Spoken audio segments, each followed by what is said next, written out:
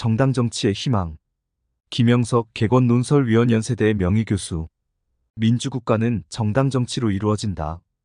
대한민국이 출범한 지 80년이 되었지만 우리는 진정한 정당을 체험하지 못했다.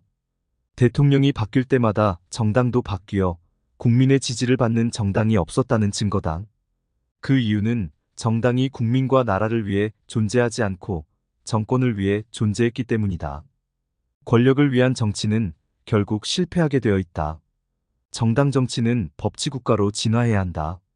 그러나 법치가 민주정치와 정신적 가치를 구현하지 못하면 권력국가로 전락한다.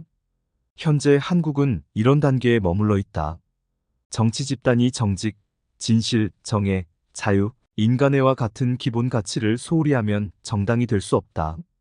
지도자의 인격과 정당의 궁극적인 가치를 버리는 정치는 허용될 수 없다. 정당은 국민의 행복을 위한 입법에 집중해야 한다. 그렇지 않으면 세계 질서까지 위협하게 된다. 지난 총선을 치른 우리는 정부, 여야의 협치를 원한다. 대내적 국제적으로 위기에 가까운 정치적 시련을 겪고 있기 때문이다. 그러나 협치는 불가능해졌다. 이재명 대표가 영수회담을 제안하고 윤석열 대통령 앞에서 15분 원고를 읽었다는 것은 협치에 대한 거부였다.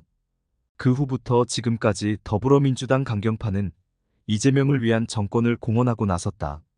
국민을 위한 정치는 찾을 곳이 없고 정권 탈환을 임기 내에 성취하겠다는 자세다. 행정권과 사법권까지 지배하려는 추세다. 문재인 정부보다 더 심각한 위기의식을 조직하는 세력도 있다.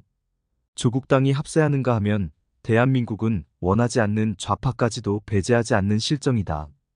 과거에도 없었고 앞으로도 있어서는 안 되는 폭언도 삼가지 않는다.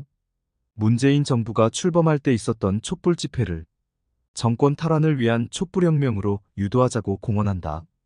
생각이 있는 국민은 우물 안개구리 싸움 같은 인상을 받는다. 이재명 민주당이 성공한다면 민주당이 국민의 배신을 면치 못할 것이다.